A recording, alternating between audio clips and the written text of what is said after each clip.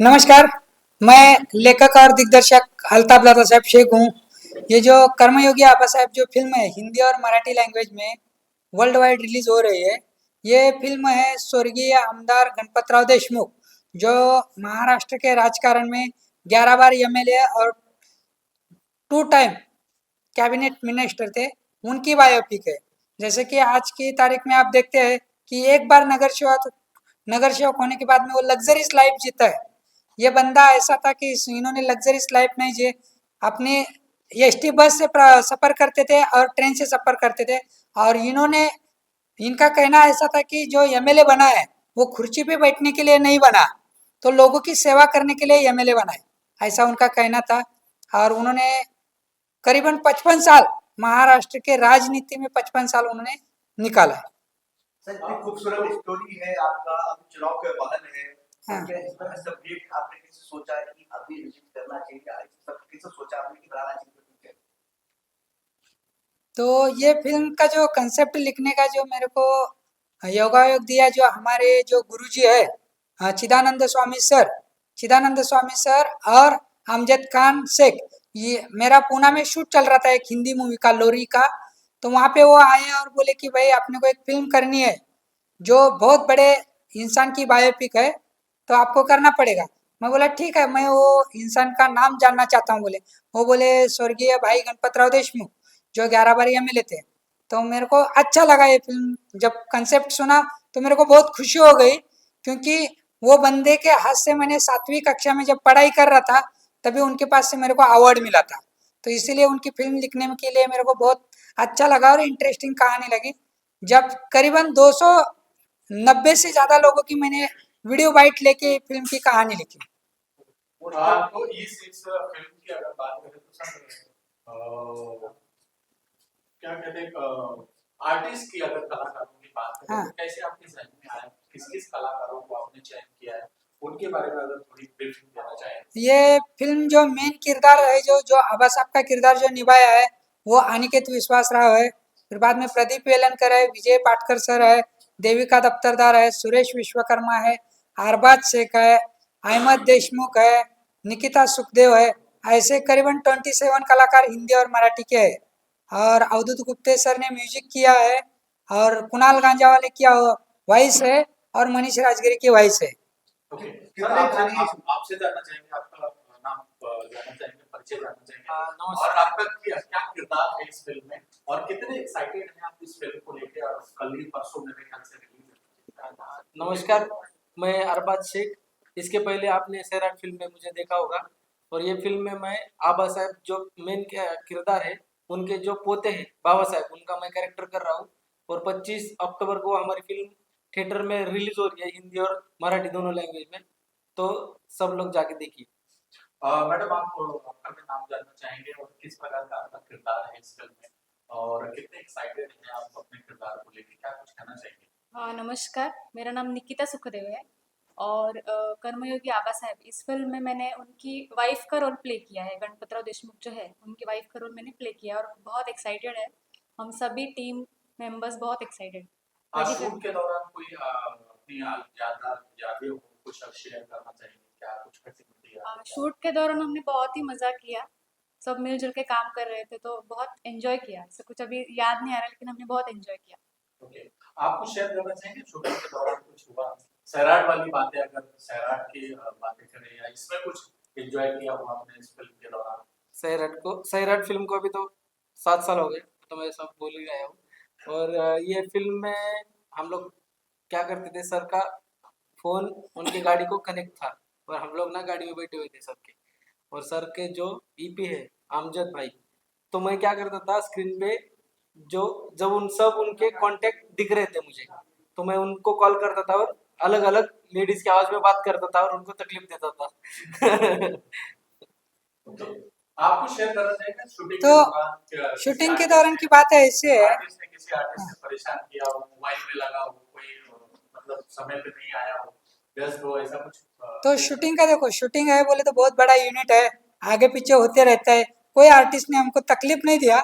मगर जब हम एक शूटिंग कर रहे थे तो कुछ सडनली ऐसा होगा कि सुरेश विश्वकर्मा सर जो सैराट में जो निगेटिव कैरेक्टर किया है, उन्होंने हमारे फिल्म में निगेटिव कैरेक्टर किया है, जो शाहजी बापू का कैरेक्टर किया है।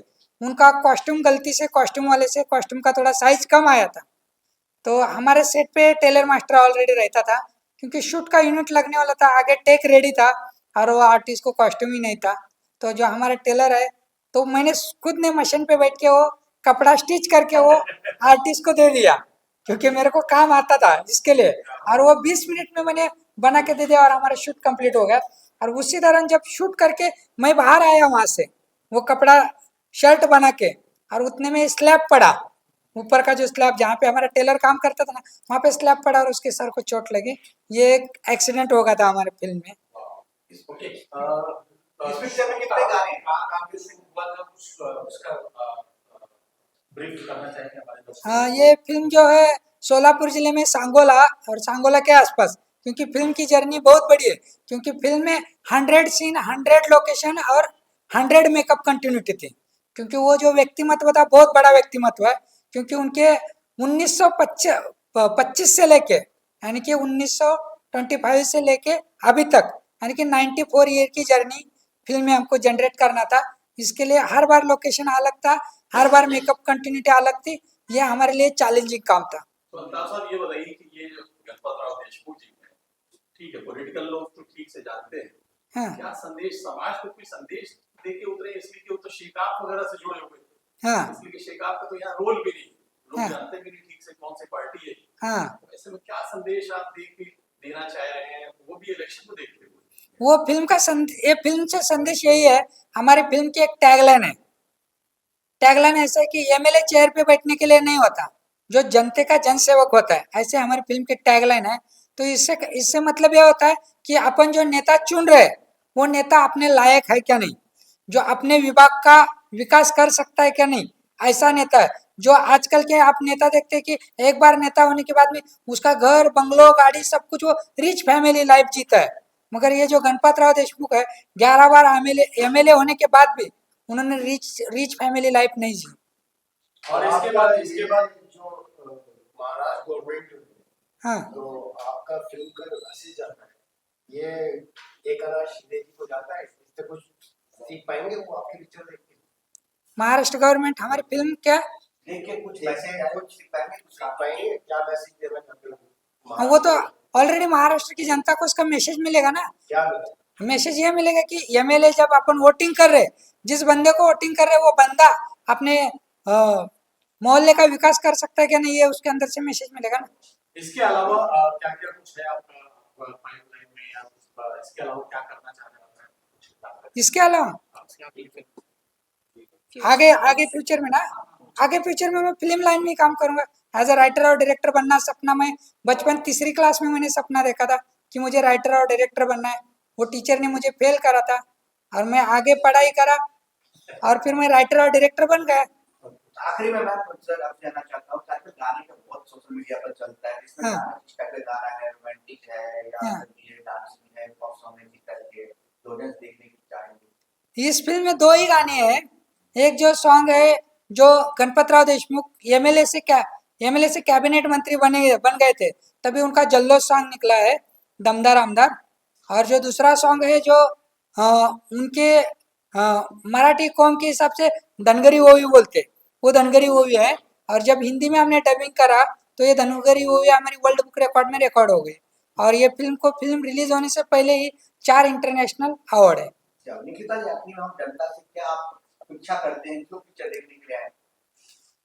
हम यही कहेंगे कि समाज सेवा करने वाला अगर नेता हमें मिले तो समाज कितने ऊंचे स्तर पे जा सकता है।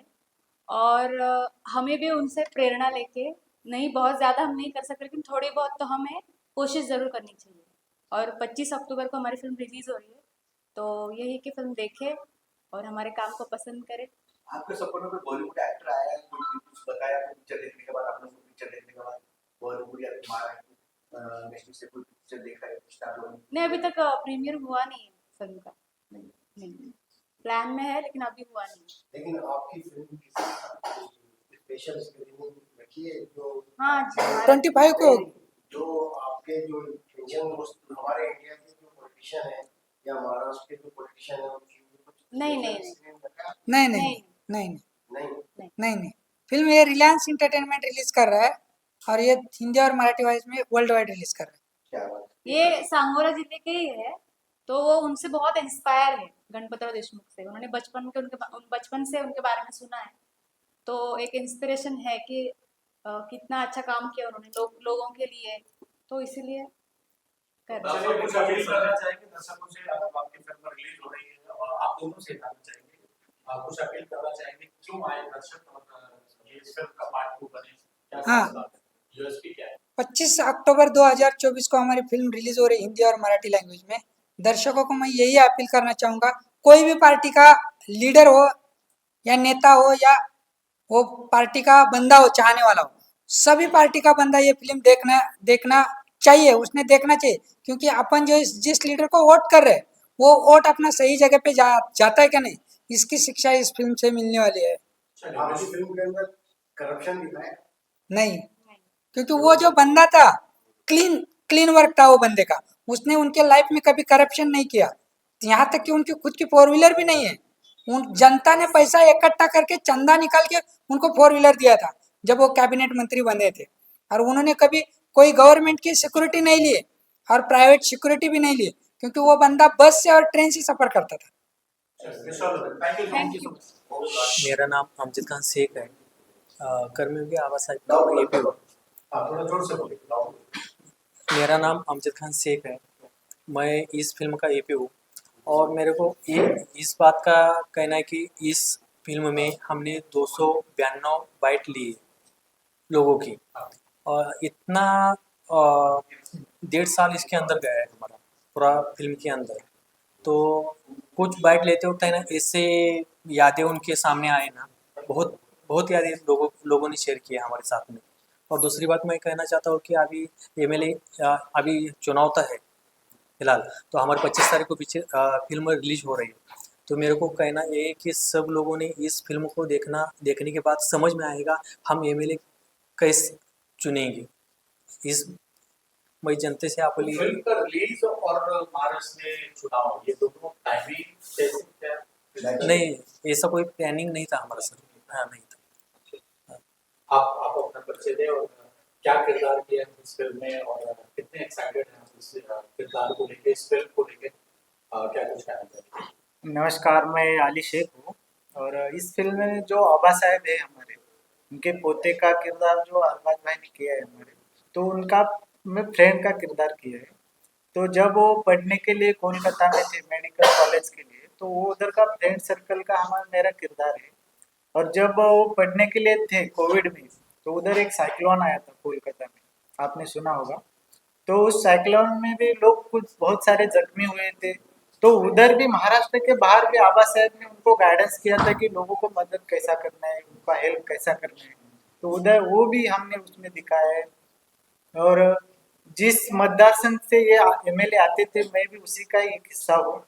बचपन से मैंने उनको देखा है काम करते हुए, किस तरह से जन सेवा की है या समाज सेवा की है, वो देखा है। और मुझे भी कहीं ना कहीं लगता था कि इनके जिंदगी के ऊपर कुछ ना कुछ बने, और वो तो बन गया और उसका हिस्सा भी मैं बन गया। इस बात की मुझे बहुत खुशी है और बहुत अच्छी फिल्म है। मैं अपील करूंगा कि सब लोग देखें और एंजॉय करें और उसी से कुछ सीख लें। जो अपने रोल मॉडल होते हैं और उन्हीं के ऊपर बायोपिक पे फिल्म बन रही, उसमें अपने को काम करने का मौका मिला, तो कुछ अलग एक्सपीरियंस, अलग एक्सपीरियंस तो रहेगा सर, क्योंकि उनको बचपन से देखते आए, वो तो रोल मॉडल है ही मेरे। तो अलग एक्सपीरियंस है इस बात का है कि उनकी पूरी जो जर्नी है, उनका जो किरदार है, पूरे दुनिया देख रही है और वो उसके माध्यम से हम भी दुनिया के सामने आ रहे हैं। ये तो खुशी की बात है और उसके लिए अच्छी ये मैसेज आप मैसेज इसके जरिए से मैसेज देना चाह रहे हैं, तो आवाम को, जनता को मैसेज देना है कि लीडर्स को मैसेज देना चाह रहे हैं कि वो वैसे बने, या जनता से कह रहे हैं कि ऐसे लोग को चुने? नहीं, हम लोग तो जनता को मैसेज दे रहे हैं। इसमें राजनीति का कुछ हिस्सा नहीं है ये फिल्म में। हमने उनका समाज कारण जो है वो दिखाया है, राजनीति का कुछ दिखाया नहीं। मैडम, आपका परिचय जानना चाहेंगे और आपका किरदार क्या है इसमें? और हाँ। काफी देर से आप इंतजार कर रहे थे कि आपका नंबर आ गया, नहीं, कोई बात नहीं। नमस्ते, मेरा नाम उर्मिला डांगे है। तो ऑल महाराष्ट्र में जो एसटी का ऐड हुआ, निर्णय वेगवान महाराष्ट्र गतिमान, जो पोस्टर लगा हुआ था, तो वो बुड्ढी मैं हूँ। और जो जिसमें मैंने मोदी जी और एकनाथ शिंदे जी को मेरे बच्चे बोला है। और अभी संघर्ष योद्धा जो आया ना जरांगे पाटिल का, तो जरांगे पाटिल का माँ का रोल मैंने किया है। तो इस कर्मयोगी आबा साहब ने इतने बड़े आदरणीय नेता के मूवी में मुझे अल्ताफ सर जी ने कास्टिंग किया, मैं उनका बहुत बहुत धन्यवाद बोलूंगी। इसमें मैंने माई का रोल किया है, जो राजा रानी फिल्म है ना जो आपकी बात कर रही है, संघर्ष योद्धा। तो अभी मेरा किरदार माई का है, जो आमदार गांव में आते हैं पूरे क्राउड के साथ, और उनका मैं ऑक्शन करती हूँ। अच्छा, बहुत खुशी होती है कि सच में नहीं, लेकिन किरदार में तो मैंने उसका ऑक्शन किया। पार्ट बने उसका। हाँ, तो ये मूवी 25 तारीख को ऑल वर्ल्ड में हिंदी और मराठी में रिलीज हो रही है। तो आप सभी जाके, नेता कैसा होना चाहिए, हम किस पे जोर नहीं कर सकते, और वोटिंग इलेक्शन का इस पे कुछ भी नहीं है, बस उन्होंने नेता का जो किरदार था उन्हें कैसे बने वही दिखाया है, वो आप जाके देखिए। मैम इसमें मोहन जोशी भी है, राजनीति सीनियर एक्टर है, इसमें काफी हिंदी मराठी और लैंग्वेज में किया है। तो इतने बड़े महान कलाकार के साथ आप लोग काम, किस तरह बॉन्डिंग था आप लोगों के साथ, किस तरह बॉन्डिंग के साथ मोहन जोशी के साथ है, बाकी एक्टर है, किस तरह हाँ। बॉन्डिंग रहा आपके साथ? मैं बहुत अच्छा, मोहन जोशी के साथ मैंने संघर्ष योद्धा में उनके बीवी का रोल किया है, और कर्मयोगी में हार्दिक जोशी, अनिकेत विश्वासराव जो आबा साहब बने हुए, और जो छोटा बुढ़ारी जो बिग बॉस में भी थे घनश्याम जी, अनिल नगरकर, आदित्य मराठे, इनके साथ मेरा सीन है। बायोपिक है तो सबको छोटा छोटा किरदार है, बट इम्प्रेसिव किरदार है, बहुत अच्छा लगा। मोहन जोशी की क्या किरदार है, आप बताएं मोहन जोशी की क्या किरदार है? कर्मयोगी आबा साहेब में उनका किरदार नहीं है। नहीं, संघर्ष योद्धा में प्रदीप एलनकर का है। वेलनकर सर। हाँ सर का पोस्टर में दिख रहा है वेलनकर सर। वेलनकर सर। प्रदीप एलनकर। तो आप क्या बातचीत करना चाहते हैं, दिग्गज कलाकार सब है पिक्चर में, आप कर्म योगी, किस तरह के लोग आपको नाम सुनिए, नाम होना चाहिए, इतनी अच्छी टाइटल आप लोगों ने नाम कैसे सोचा बोलो? 11 साल तो 11 बार तो आमदार हो गए थे एमएलए। तो सर ने बाइट लेने के बाद में बैठ के सर ने डिसाइड कर दिया कि कर्मयोगी उनका महान काम है, इसके लिए तो सर बोले कि कर्मयोगी आबा साहब नाम डालना ही है।